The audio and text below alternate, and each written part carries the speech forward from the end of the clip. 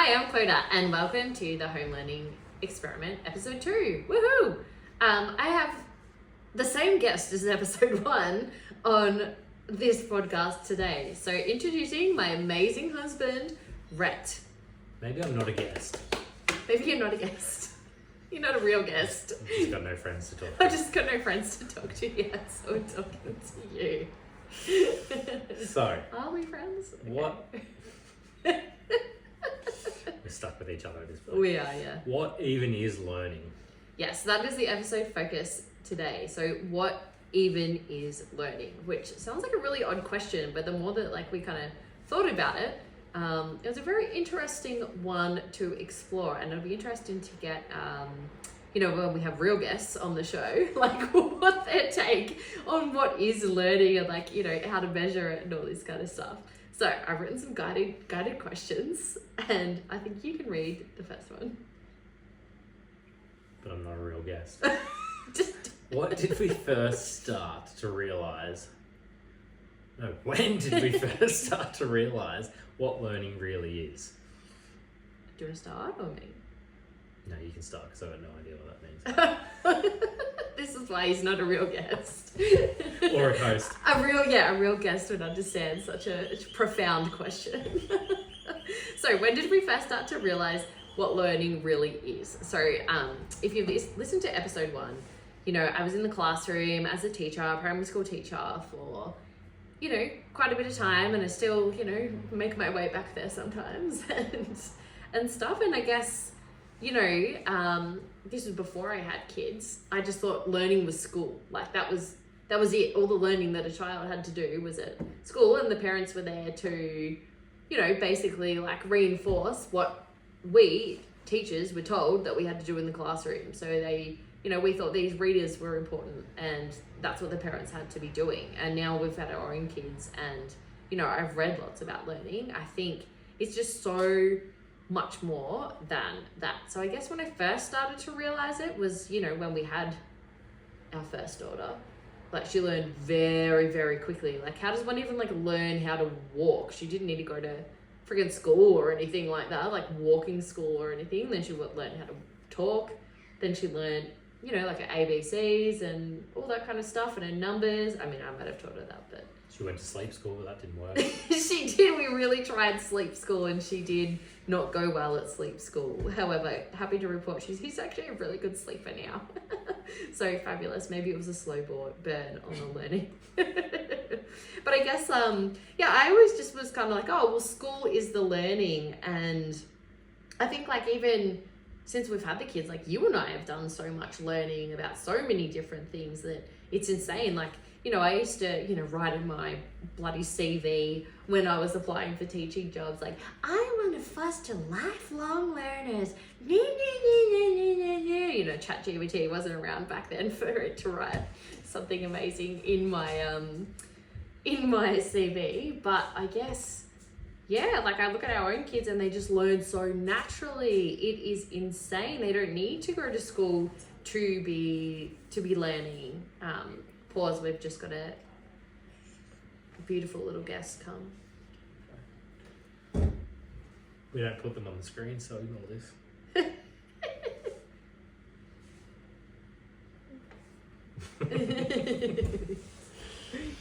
But I guess, as so many people think that learning is just it's something that's done in the classroom, but it's actually just happening all the time. We've seen it in our kids. It's amazing. Our second daughter isn't in school, and she's, she's reading. She's learning how to read all the time just through us reading to her and doing a little bit of literacy work and all that. But she's picked up a lot of it just so naturally, just because it was exposed to her. So I think that brings us to our next question. Do you want to read that one? No, I've got something to say. Oh, sorry, you do have it. You've got a point now. Yeah, go.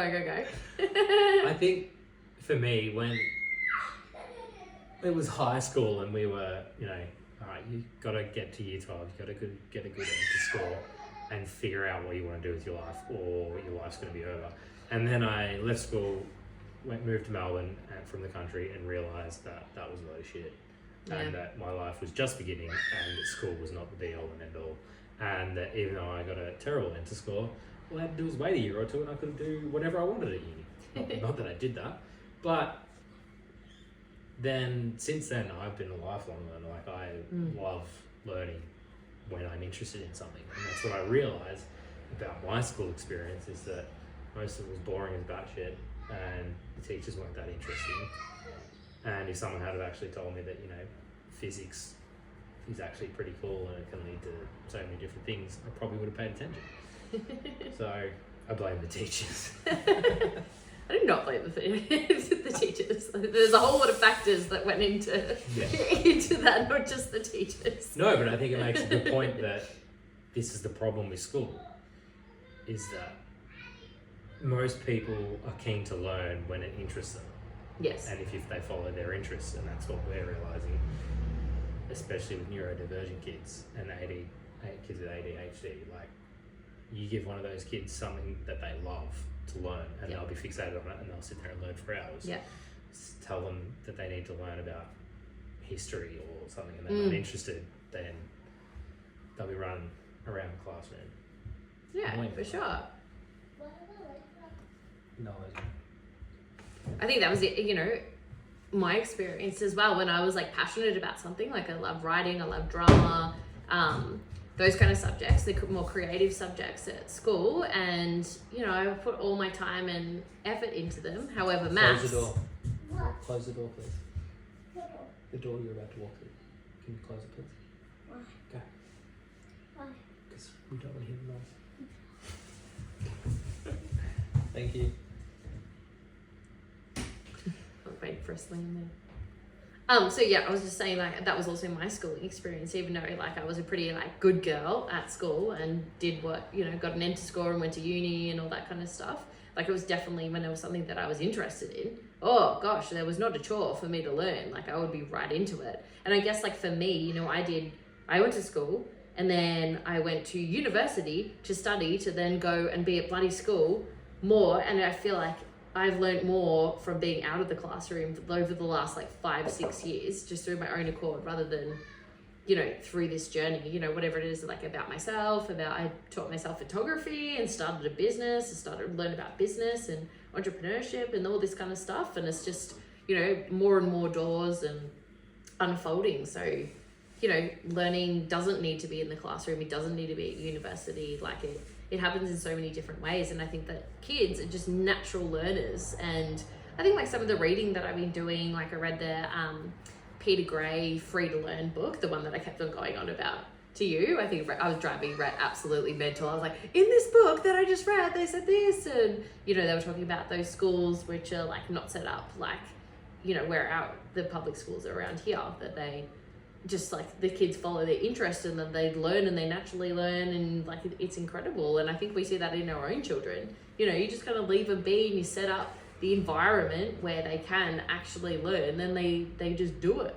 You know, like I put out like some math stuff and I didn't have to tell them to do it. They just went and did it because they were interested in it. And you know, I follow the interest because, you know, our older daughter loves maths. Put out books, they'll just go and pick them up. They were reading by the fire this morning. We didn't have to be like, now this is how you open the book and we're all going to sit down and do reading. They just did it, which is pretty amazing. And my next question was, have we got any examples of learning beyond the classroom? Oh, we haven't done this one? Have we been conditioned to define learning? Such a good question. I don't know who wrote that. Really good. ChatGPT wrote that. But I feel like I reworded it to suit our podcast. You wrote it on the my paper. podcast, because you're just a guest. You wrote it on the paper. I did. Oh my god. Have we been conditioned to define learning? Have we? I think we have been conditioned to define learning. And I'm not just saying this because I am a teacher. I think, you know, we define learning, like, how do parents know that their children are learning? They're looking for a report from the school. They're looking for, oh, they got this on the test. They got, you know, whatever, this score. I feel like we've, as a nation and a society, is that the same thing, nation and society?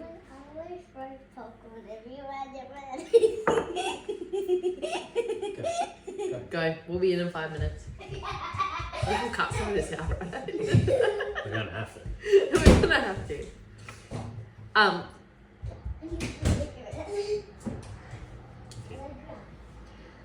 So I think, you know, as a society, I feel like learning has to be so defined, and people are like, oh, well, they're learning because they got like this score and that score, and they got this on their NAPLAN, and they got this on, you know, whatever test, and it's not recognizing like the learning that's being done just like so naturally. So I feel like a lot of parents are waiting for, oh, my kid's learning because they got whatever, this score on their report. Like, I feel like we're waiting to be told when our kids are learning. We're not taking control of that, you know, kind of like sitting back. Well, the school is going to tell us, when, you know, the school cannot cover everything.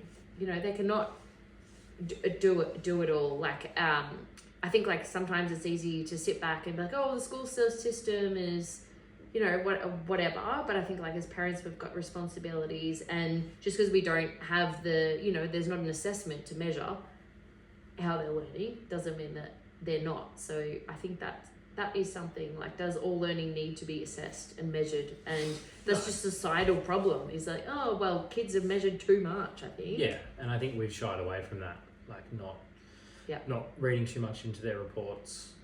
And I mean, we're lucky, like all our kids are pretty smart. They're, you know, so we don't have kids that are struggling,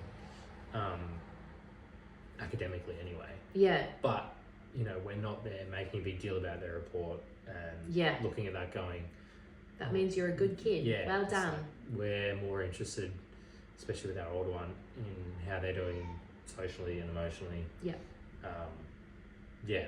Particularly our son, you know, that's been a major focus for us. And, you know, like he's got a very high IQ, and, you know, we kind of thought that, I think, like, because he just, one of those kids that just kind of like picked up reading and stuff at a very young age, but we haven't been, oh, you know, you're so smart, you're, you know, this kind of stuff. And not, you know, measuring his reading skills and this kind of stuff, just keeping him grounded and moving on. Like, we don't need to make a big deal about it. And I think like sometimes people get even like a bit competitive with what their kids know and what they're learning, and oh, my kid got an A, a B, blah blah blah, whatever. Like, I don't know what it was like in your household, but you know, it was a big show of our reports and stuff. And I think my brother was always like, you know, like A's in all the kind of really nerdy subjects, and I'd get A's in like English and drama and all this kind of stuff, and then B's in, oh, Clodagh would be an A student if she stopped talking. So yeah. I think, no, what I've got. What's the next question is, have we got examples of learning beyond the classroom? Yeah, I think anything can be a learning experience for kids. I think everything is, really. Like, yesterday it was raining, I was home with the kids, and I knew I had to do something or I'd murder them. So... Yes, every wet day timetable. I'm not as good as Clodagh as giving them activities. I'm better at ignoring them and letting them trash the house. But, so we built a tower, we got all the Lego. It was like a 1,000-piece Lego kit. And we built a tower. Yes? When do you start coming? Very soon. Please, we're almost done. So we built a tower with every piece of Lego. There's not 1,000 pieces in there because I reckon about 500 of them have gone in the vacuum.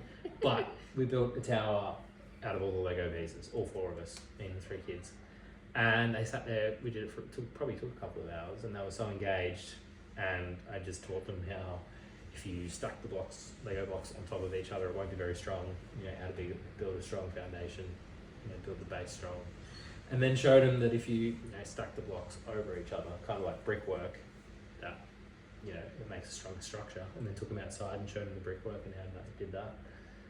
And that was, so easy, but such a good learning experience for them. Yeah.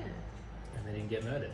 And they didn't get murdered, which is like a healthy outcome for all from this wet day timetable experience. But I think, like, you know, for me, like you said, oh, you're really good at like setting up the activities and stuff. Like, I'm a trained teacher.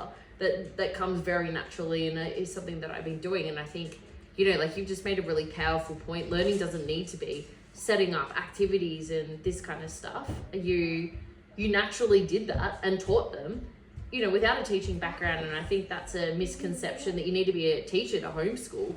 And that's what I'm learning more and more, that sometimes, you know, being a teacher is sometimes like a blessing and a curse, because you've got this idea of what it should look like.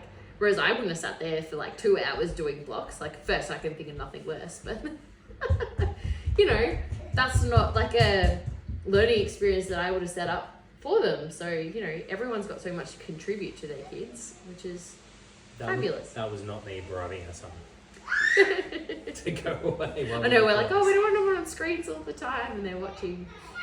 They have got some good shows though, like Alpha Blocks, Number Blocks. Gabby in the Dollhouse is actually pretty cool. Yeah, all right. We better wrap this up because the troops are getting restless. So, last thing is, what do we want our kids to learn? Had to not interrupt. That's never going to happen. Every parent knows that. I think critical thinking is a big one going into the future, and fostering their creativity. You know, they don't need to learn how to memorize stuff. No. Which is what school does. Which school does, You can put into ChatGPT and it'll tell you what you want to know. Yes, it hallucinates, but you can get around that, and it will only get better. You know, all you need to do is Google it and double check what it spits out. So, you know, the whole traditional learning of memorize this and then be tested on it is just pointless. Yeah, absolutely. It 2 minutes. 2 minutes. And I guess, like, on the other hand, like, we've got all this fabulous technology, but I think they need like living skills, you know, stuff that, you know, I feel like I moved out of home and I did not know how to cook. I did not know how to do much at all, and I do not want my kids entering a world where they don't know how to do this kind of stuff. And I'm, you know, we're really big on that. Like, our daughter's already making eggs, all this kind of things. Like, I want them to be able to cook. I want them to be able to take care of themselves, like, not just physically, but mentally as well, you know. And I feel like that's the difference of our generation, that we are focusing on mental health. Like, all right, how do we regulate ourselves? How do we look at this from different perspectives? So, and to be adaptable. Who goodness knows what kind of world that they're going to be going into. I'm sure it'll be very interesting, and we'll be back there like, oh, back in my day, you know. Which would be fun. It's a rite of passage as one gets older. But yeah. So we'll leave you with this question. Does learning only happen between 9 and 3? And that is something that all our fabulous listeners on episode 2, because I'm sure there's heaps of them, can sit with. All 2 mums. All the 2 mums. Not even our mums, probably. Like, it'll just be probably just you and me. With us listening to us ourselves. But and also, I said this in the first episode, and that if by episode 20 we might need to make it 30, 20 or 30, that we haven't got a caravan and we're not traveling around Australia road schooling, then please, like, message us and be like, guys, what are you doing with your life? Seriously. All right, that's the end. Bye. Bye.